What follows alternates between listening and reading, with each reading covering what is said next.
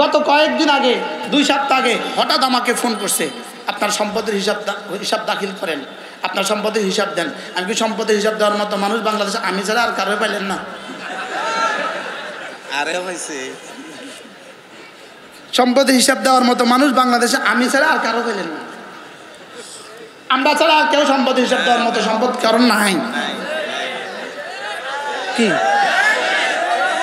আছে না? নাই বলেন না।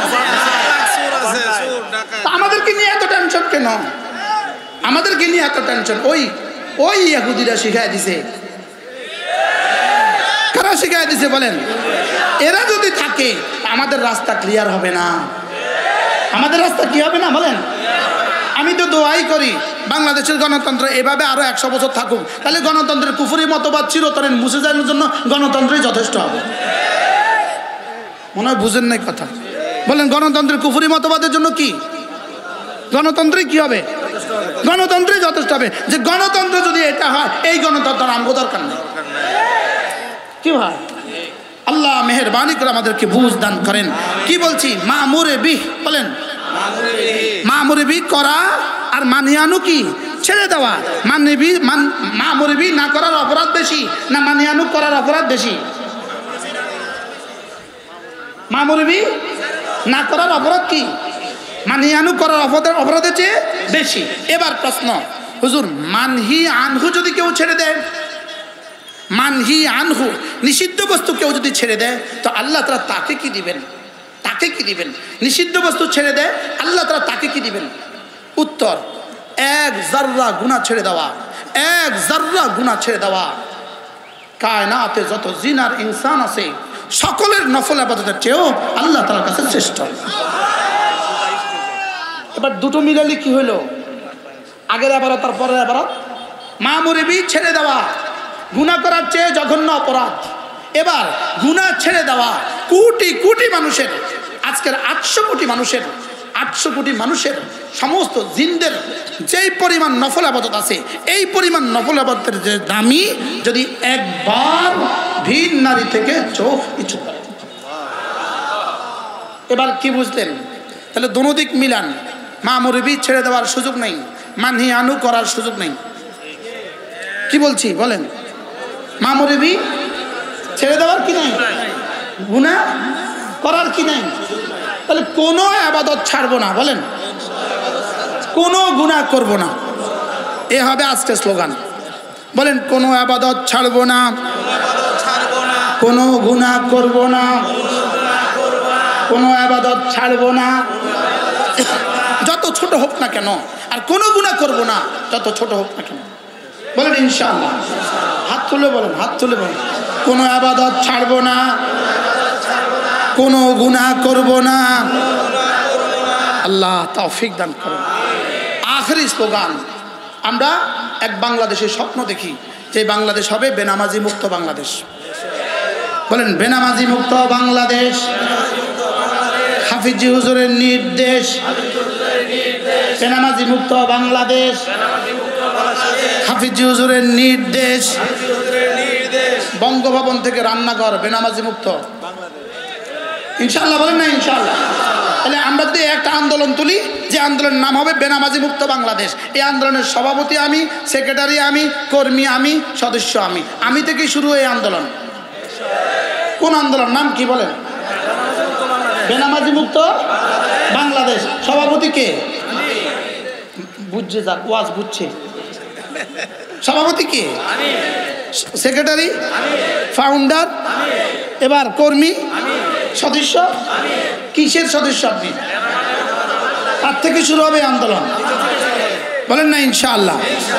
আমি আমাকে, আমার বিবিকে, আমার ছেলে মেয়েদেরকে নামাজ পড়াবো ইনশাআল্লাহ। বলেন ইনশাআল্লাহ। বেনামাজি মুক্ত করব আমার পরিবারকে। বলেন ইনশাআল্লাহ। আমাদের এই তাহরিক চলছেই চলবে। বেনামাজি মুক্ত বাংলাদেশ।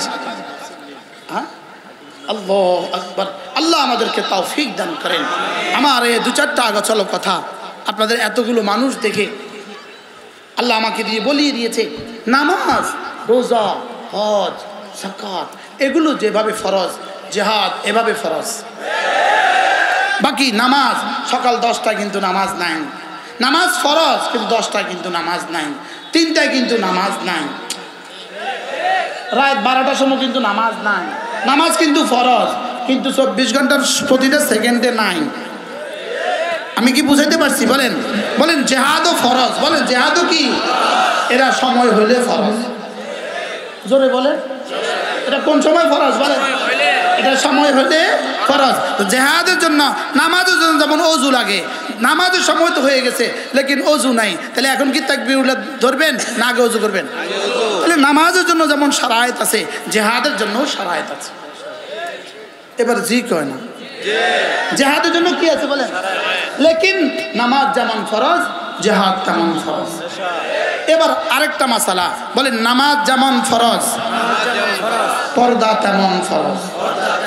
আবার বলেন নামাজ যেমন ফরজ, পর্দা তেমন ফরজ। পর্দা নারীর জন্য কি নয়? তাবু নয়। পর্দা নারীর জন্য রক্ষা কবচ। পর্দা নারীর জন্য তাবু নয়। কি বলছি বলেন? পর্দা নারীর জন্য কি নয় বলেন? এটা চলন্ত একটা কি নয়? ট্যাঙ্ক নয়, চলন্ত একটা তাবু নয়, এটা চলন্ত একটা মহিষী, চলন্ত একটা মাহফুজ রমণী। বলেন পর্দা নারীর জন্য পর্দা, কমলার জন্য ছিলকা যেমন নারীর জন্য পর্দা তেমন, মুরগির জন্য পালক যেমন নারীর জন্য পর্দা তেমন, শশার জন্য ছিলকা যেমন নারীর জন্য পর্দা তেমন, আলুর জন্য ছিলকা যেমন নারীর জন্য পর্দা তেমন, মালটার জন্য ছোলাটা যেমন নারীর জন্য পর্দা তেমন। অতএব কমলা, ছিলকা শূন্য কমলা যেমন, পর্দা শূন্য নারী তেমন। ছিলকা শূন্য কমলা কিন্তু বেশি দিন টিকে না, বলেন না? সে পর্দা শূন্য নারী বেশি দিন টিকে না। কতদিন টিকবা? তোমার 70 বছর। কতদিন টিকবা? তোমার 80 বছর। কতদিন টিকবা? না হয় আরো 10 বছর, না হয় আরো 20 বছর।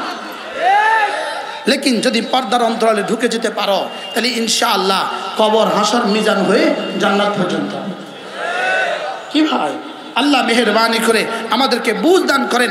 এই জন্য নারীর জন্য পর্দা, নারীর জন্য ঘর, নারীর জন্য ঘর, নারীর জন্য জেলখানা নয়, নারীর জন্য ঘর, নারীর কর্মস্থান। কি বলেন? কি জেলখানা দেখবেন কিছু কয়েদি আছে, আর কিছু আছে জেল পুলিশ, কিছু আছে কি যারা কয়েদিদেরকে কি দেয়? পাহারা দেয়। ওই কয়েদিদেরকে যারা পাহারা দেয় জেল পুলিশ, এই বেচারারা কিন্তু 8 ঘন্টা ডিউটি করে। 8 ঘন্টা কিন্তু মোবাইল নেই, 8 ঘন্টা কিন্তু বিবির লগে কথা কইতে পারে না, 8 ঘন্টা কিন্তু ওদের কাছে কিছু নাই। 8 ঘন্টা শুধু দাঁড়ায় থাকে।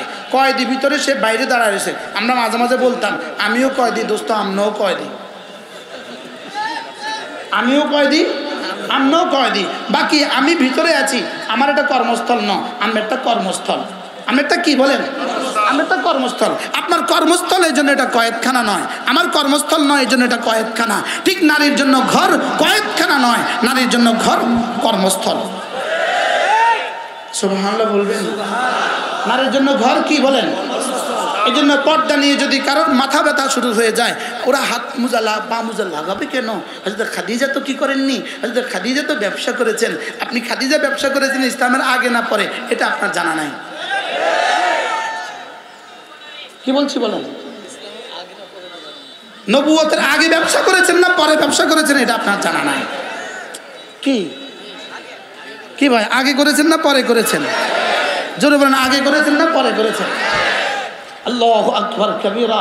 এই জন্য হযরত খাদিজা রাদিয়াল্লাহু আনহার চরিত্র দিয়ে হাত মোজা পা মোজা পরে কেন, এটার জন্য দলিল দেওয়ার কোনো অবকাশ ইসলামে নাই।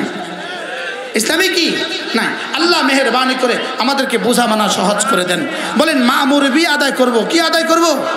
আবার বলেন কি আদায় করব? আর কি ছাড়বো? মানিয়ে আনো ছাড়বো। যেগুলো আদেশ আছে এগুলো করব, যেগুলো নিষিদ্ধ আছে এগুলো ছেড়ে দিব।